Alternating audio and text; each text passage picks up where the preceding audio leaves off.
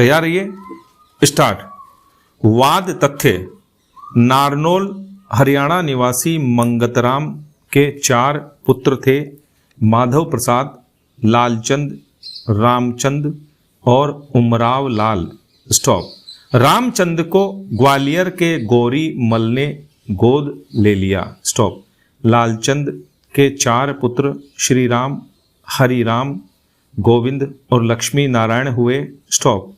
माधव प्रसाद को कोई संतान नहीं थी, इसलिए उसने लालचंद के पुत्र हरि राम को गोद ले लिया। स्टॉप।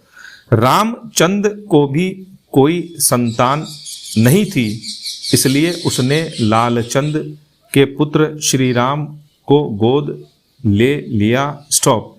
पक्षकारों द्वारा स्वीकृत तथ्य है कि मंगतराम के 4 पुत्रों में से 2 रामचंद और लालचंद परिवार से अलग हो गए थे और परिवार की संपत्ति से उनका कोई संबंध नहीं था। स्टॉप।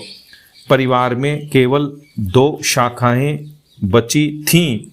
पहला माधव प्रसाद और उसके वंशज दत्तक पुत्र हरिराम और दूसरा उमराव लाल और उसके 3 पुत्र ब्रिज मोहन, रामेश्वर और राधा कृष्ण। स्टॉप। वादी अपीलार्थी भागवत शरण राधा कृष्ण का पुत्र और उमराव लाल का पौत्र है। स्टॉप। माधव प्रसाद वर्ष 1918 में अपना पैतृक गांव छोड़कर अशोक नगर में आ गया और तत्कालीन जमींदार के यहाँ मुंशी के रूप में कार्य करने लगा और मुंशी माधव प्रसाद के नाम से जाना जाने लगा। स्टॉप। उसी समय के आसपास उमराव लाल भी अशोक नगर आ गया और अनाज का व्यापार करने लगा। स्टॉप। वर्ष 1988 में प्रस्तुत वाद में वादी का कथन था कि माधव प्रसाद ने मुंशी गिरी छोड़ दी और दोनों भाई मुंशी माधव प्रसाद के नाम से एक दुकान खोलकर व्यापार करने लगे और व्यापार की आय से वादग्रस्त संपत्ति का अर्जन किया तथा माधव प्रसाद बड़ा होने के कारण वह परिवार का कर्ता था, किंतु उसने कुछ संपत्ति स्वयं के नाम से भी क्रय कर ली। स्टॉप। माधव 1935 और उमराव 1941-42 की मृत्यु के बाद हरि राम परिवार का कर्ता बना। स्टॉप। हरि राम की मृत्यु 1978 के बाद उसकी विधवा रज्जो देवी खेती बाड़ी करवाने लगी। स्टॉप। वादी का दावा था कि माधव उमराव के समय से ही हिंदू अविभाजित परिवार HUF का गठन हो गया था। स्टॉप। अतः उसने वाद सूचित संपत्ति में हिस्से का दावा करते हुए वाद संस्थित किया। स्टॉप।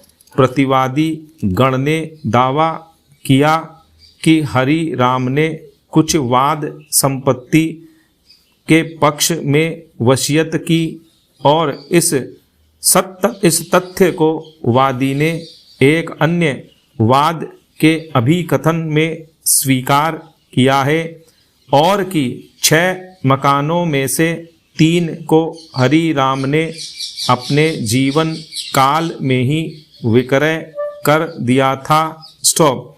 पक्षों के अभिवचनों और अभिकथनों पर विचारण न्यायालय ने निष्कर्षित किया कि वाद सूचित संपत्तियां संयुक्त परिवार की संपत्ति थी और वादी उनमें 2.38% हिस्से का हकदार है। स्टॉप। तदनुसार वादी का वाद आज्ञापित कर दिया। स्टॉप।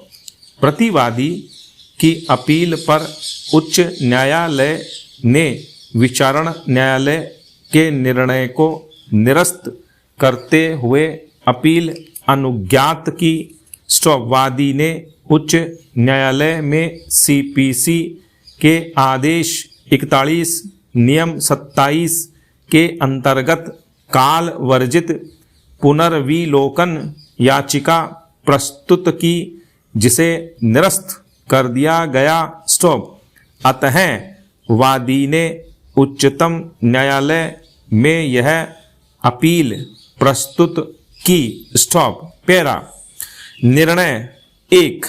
विधि सुस्थापित है कि सबूत का भार उस व्यक्ति पर होता है जो यह कहता है कि कथित संपत्ति किसी अविभाजित हिंदू परिवार की एक संयुक्त संपत्ति है।